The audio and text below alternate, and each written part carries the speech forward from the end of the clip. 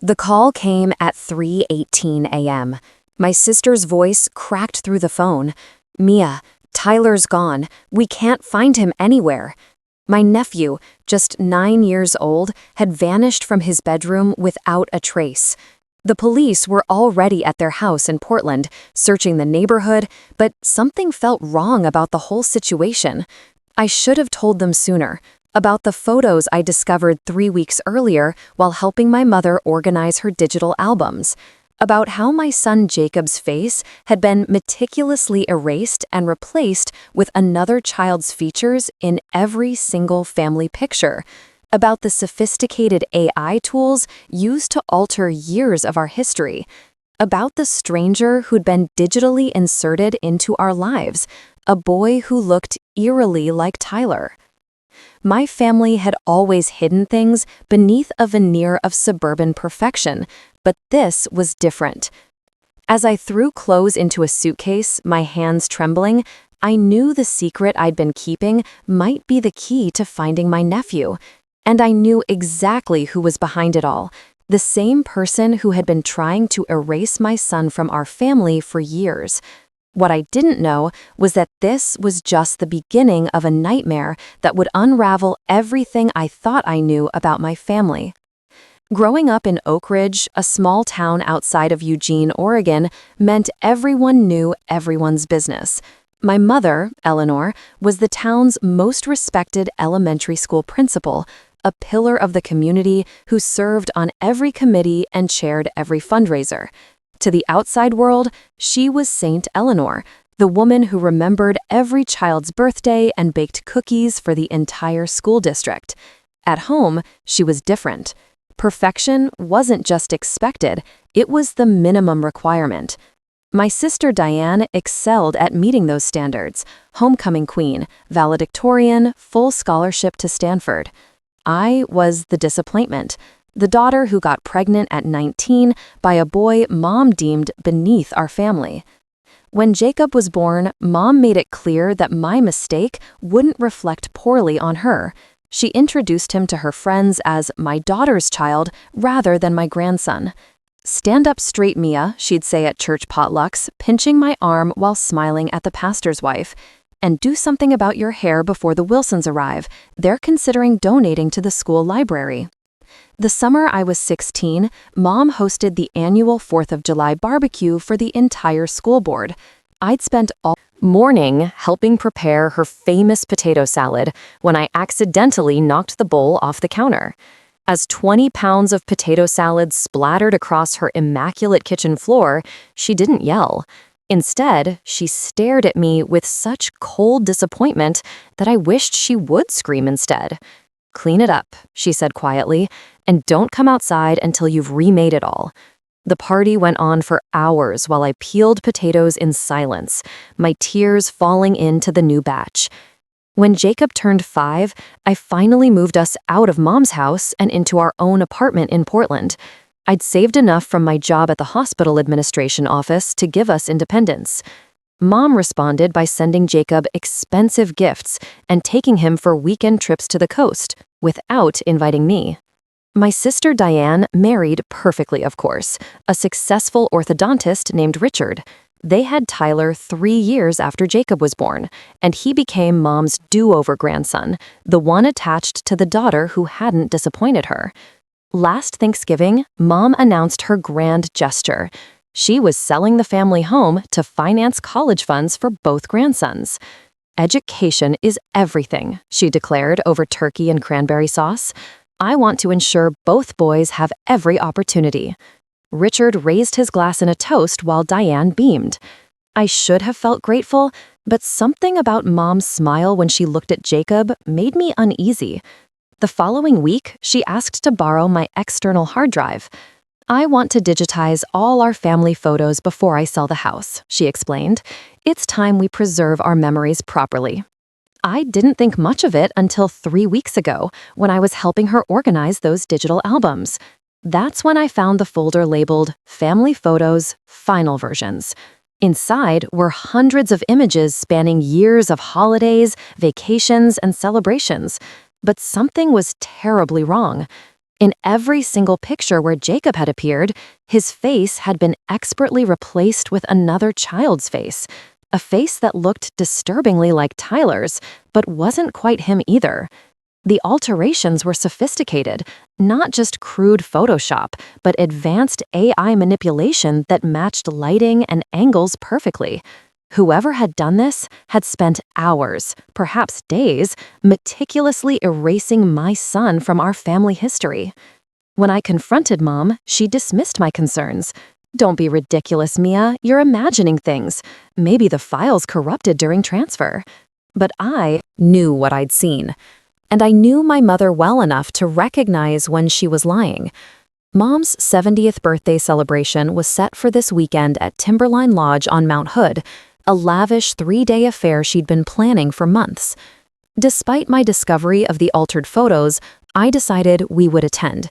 I needed answers, and confronting her in person, surrounded by extended family, might force some honesty. As Jacob and I drove up the winding mountain road Friday afternoon, he stared out the window at the towering pines. At 12, he was becoming more perceptive about family dynamics. "Why doesn't Grandma like me as much as Tyler?" he asked suddenly. The question hit me like a physical blow. "That's not true," I lied. "She loves you both the same." He gave me a look that said he knew better but wouldn't push it. When we arrived at the lodge, Mom was already holding court in the great room, surrounded by relatives who'd flown in from across the country. She air-kissed my cheek while barely glancing at Jacob. "You're late," she whispered. "Everyone else managed to arrive on time." Diane and Richard were already settled in with Tyler, who was showing everyone his new iPad, a pre-birthday gift from Grandma. Jacob clutched his carefully wrapped present for Mom, a handmade wooden box he'd crafted in school woodshop. During dinner, Mom announced she had a special surprise planned for Sunday brunch, the unveiling of a family history video she'd commissioned, chronicling 4 generations of our family. "It's important to know where you come from," she said, raising her glass, "to roots and legacies." I felt a chill run through me. Would this video contain the altered images? Was she planning to publicly erase Jacob from our family narrative? Later that evening, while the kids were swimming in the indoor pool with Richard, I tried to speak with Diane privately. "Have you seen Mom's digital photo albums?" I asked carefully. "The ones for the video?" "Yes, they look amazing. The production company did a fantastic job restoring old photos. Did you notice anything unusual about them?" She frowned. "Like what?" Before I could explain, Mom appeared, linking her arm through Diane's. "The resort manager wants to discuss tomorrow's activities," she said, pulling my sister away with a pointed look at me. That night, I couldn't sleep. Around midnight, I slipped from my room and made my way to Mom's suite, intending to find her laptop and check the video files. I still had my old key. Card from when we checked in. Mom had mistakenly been given 2. The suite was dark and quiet when I entered. Her laptop sat on the desk, closed but not powered off. I opened it, finding it unlocked. Mom always used the same password, Diane's birthday. What I found shocked me to my core. Not only had she altered family photos, but I discovered emails between her and someone named Marcus Shelby, a darknet contact specializing in identity manipulation. The emails detailed payments of over $15,000 for complete historical integration and narrative replacement. Subject must be completely removed from all documentation, one email read. Replacement identity should maintain family resemblance parameters as discussed. As I scrolled further, I found something even more disturbing: recent emails discussing Tyler. The secondary subject requires temporary relocation to complete the process, Marcus had written 3 days ago. After integration is complete, original can be returned or permanently placed as discussed. My hands shook as I read Mom's reply. Proceed as planned. Financial arrangements made. R&D remain unaware. R&D?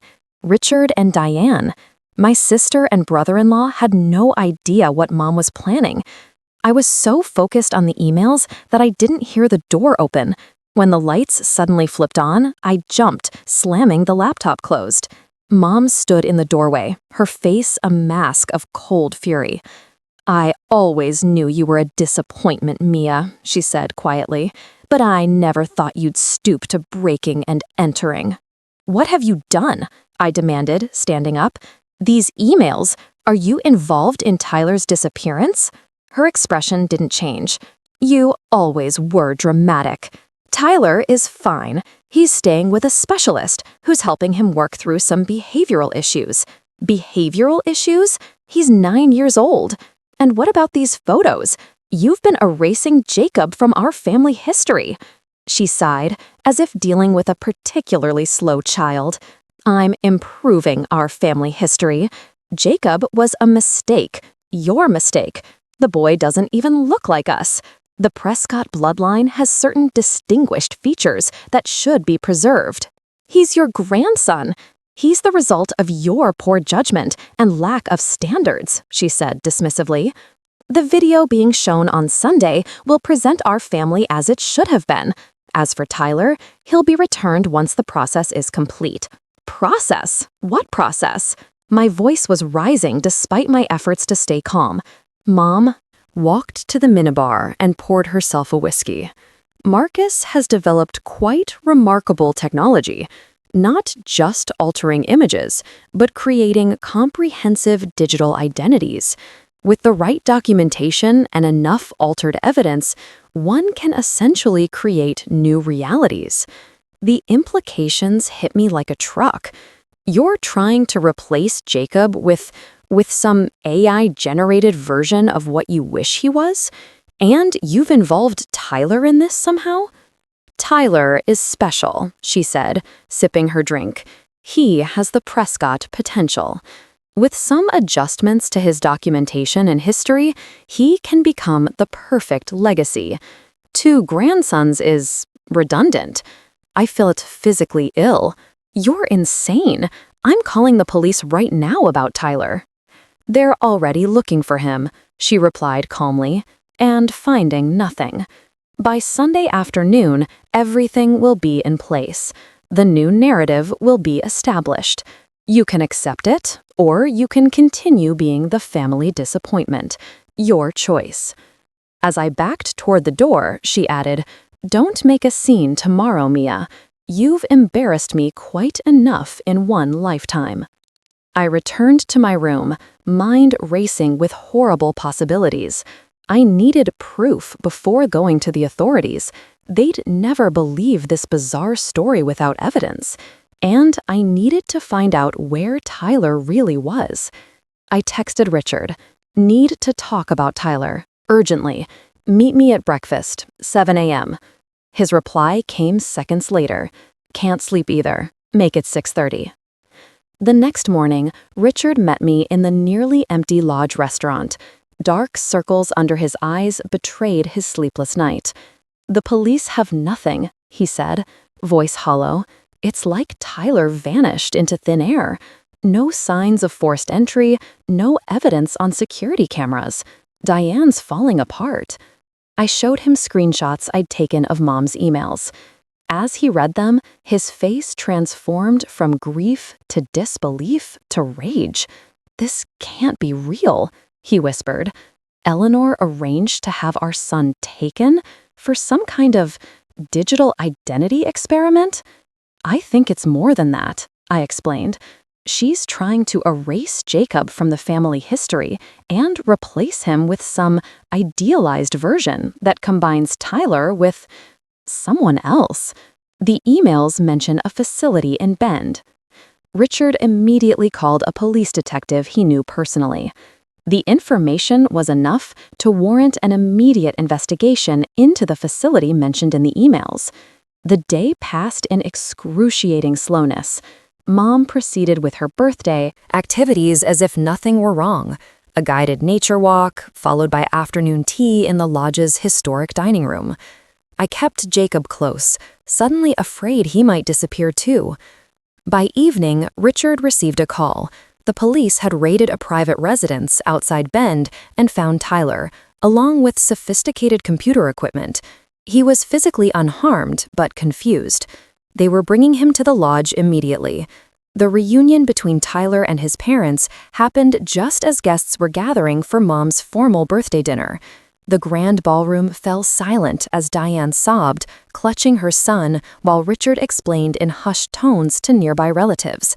Mom maintained perfect composure, expressing appropriate shock and relief. "Thank goodness he's been found," she announced.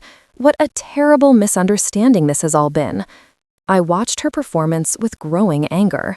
She caught my eye across the room and gave an almost imperceptible shake of her head, a warning. When dinner was served, Mom stood to make a toast. "Tomorrow, we'll view the family history I've commissioned," she said. "A perfect end to this celebration, now that our family is complete again." Something in me snapped. I stood up, wine glass in hand. "Actually, Mom, I think we should discuss what really happened to Tyler, and the family history you've been rewriting." The room went silent. Mom's smile remained fixed, but her eyes turned to ice. "This isn't the time, Mia." "It's exactly the time," I countered, pulling out my phone. "I have emails between you and someone named Marcus Shelby discussing payments for removing Jacob from family photos and creating a new narrative involving Tyler." Murmurs spread through the room. Diane stared at Mom in horror. "You did this?" she whispered. "You took Tyler?" "I arranged for his temporary relocation," Mom replied stiffly, "for his own benefit, to secure his future." I projected one of the emails onto the wall using the room's presentation system. Gasps echoed as relatives read the damning evidence. "You've been systematically erasing my son from this family," I said, my voice breaking, "using AI to replace his face in photos, creating some fictional version of our history where he doesn't exist." Uncle Robert, Mom's older brother, stood up slowly. "Eleanor, what have you done?" Mom's composure finally cracked. "I've protected this family's legacy. Mia's mistake shouldn't define our bloodline. That boy doesn't carry our features, our potential. I found a way to correct the narrative." The naked prejudice in her words left the room stunned. Jacob, who had been quietly sitting beside me, suddenly spoke up. "Is that why you never remember my birthday, Grandma? Because you wish I wasn't born?" The simple question from a 12-year-old boy cut through the tension like a knife. Mom looked at him, then at the horrified faces surrounding her. "You don't understand," she said desperately. "Appearances matter. History matters. I was fixing things." Richard stood, placing a protective hand on Tyler's shoulder. "You arranged to have our son kidnapped for some twisted experiment?" "Not kidnapped," Mom insisted. "Relocated, temporarily, for procedures that would ensure the proper continuity." "What procedures?" Diane demanded. Mom hesitated, then lifted her chin defiantly. "Genetic testing. Collection of biological samples for future integration. Marcus has developed methods to ensure the Prescott genetics continue properly." The implications were too disturbing to fully process. I grabbed Jacob's hand. "We're leaving," I announced. "And I've already sent these emails to the police. They'll be waiting to speak with you." As we walked toward the door, Mom called out, "The college funds are in my name, Mia. Remember that. Everything can still be arranged if you'll just be reasonable." I turned back one last time. "Keep your money. We don't need your version of family." As the ballroom doors closed behind us, the sound of shocked conversations erupted. Mom's perfectly orchestrated birthday celebration had just imploded, taking her carefully constructed image with it. The aftermath unfolded with dizzying speed.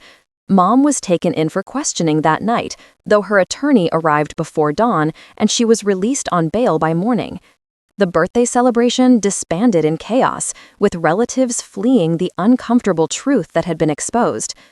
Diane found me in the lodge's lobby as Jacob and I prepared to check out. "I had no idea," she said, her eyes red-rimmed from crying. "All these years, I thought Mom just favored Tyler because he was mine. I never imagined she was capable of something like this." We sat in silence for a moment, two sisters trying to process the unthinkable. The police found more at that facility, Diane continued, lowering her voice. It wasn't just about altering photos. This Marcus person had collected DNA samples from Tyler. They found medical equipment, files about genetic preservation, and bloodline continuity. She shuddered. They think Mom was funding some kind of experimental genetic manipulation research. The revelation that Mom's obsession ran deeper than digital alterations sent a chill through me. Did they say what they planned to do with the DNA?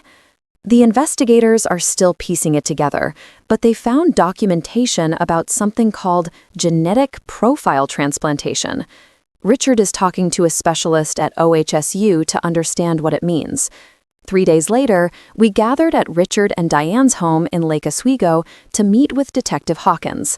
Tyler seemed remarkably resilient, though he mentioned the doctor had taken lots of samples and talked about making him more perfect.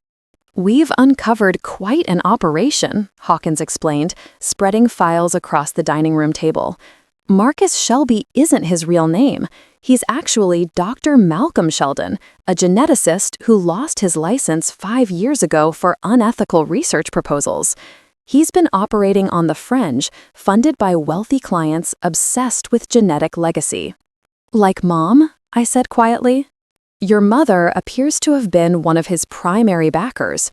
We found financial records indicating she's funneled nearly $500,000 to his research over the past 2 years. Richard leaned forward. "But what exactly was he trying to do?" Hawkins sighed. "From what we can gather, Sheldon believes he's developed techniques to identify and isolate what he calls familial genetic markers, essentially the traits that make family members resemble one another.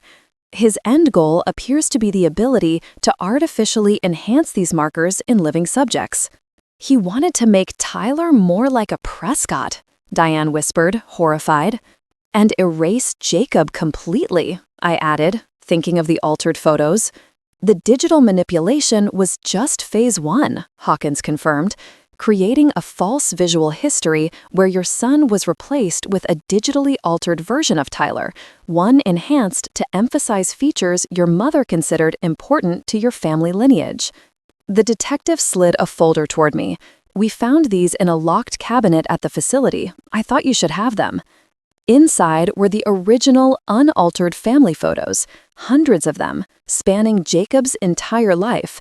Moments I thought had been lost forever. Jacob's first Christmas, beach trips, birthday parties, all with his real face intact.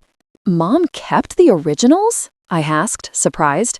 "Sheldon insisted on it, for comparison purposes, according to their emails." As criminal investigation progressed, we discovered more disturbing details. Mom had been planning this for years, beginning shortly after Jacob was born. What started as simple resentment evolved into a twisted obsession with genetic purity and family legacy. The most shocking revelation came from Mom's personal journals, which the police discovered hidden in a safe deposit box. She'd been corresponding with Sheldon since before Tyler was even born. She had specifically encouraged Diane to have children, knowing those children would have the proper genetic profile she wanted to preserve. 2 weeks after the confrontation at Timberline Lodge, as legal proceedings against Mom and Sheldon were underway, Aunt Patricia, Mom's younger sister, who had moved to Arizona decades ago, reached out to me. "There's something you should know about your mother," she said during a long phone call. "Your grandfather wasn't really her biological father. My mother had an affair, but the family covered it up. Eleanor found out when she was 16, and it changed her. She became obsessed with family resemblance, with proving she was a real Prescott despite her biological heritage. The revelation explained so much about Mom's fixation on appearance and bloodlines. She'd been trying to erase her own perceived genetic flaw by controlling the next generations." As summer turned to fall, our family began a difficult healing process. Mom took a plea deal to avoid a public trial, accepting charges of kidnapping and child endangerment in exchange for providing evidence against Sheldon, whose crimes extended to other wealthy families with similar genetic obsessions. The college funds Mom had promised became part of a restitution agreement. The money was placed in trusts for both Jacob and Tyler, with Richard and I as trustees. Diane and I grew closer through the ordeal, finding strength in our shared determination to break the cycle of toxic family dynamics. We started a tradition of Sunday dinners, alternating between our homes, where our sons could develop a genuine cousin relationship based on acceptance rather than competition. 6 months after the confrontation, we sold Mom's house. While cleaning out the attic, I discovered a hidden box containing old photos, pictures of Mom as a teenager, standing awkwardly beside her parents. Looking at them carefully, I could see what had tormented her. She looked noticeably different from the rest of the family. Not dramatically, but criminal investigation progressed. We discovered more disturbing details.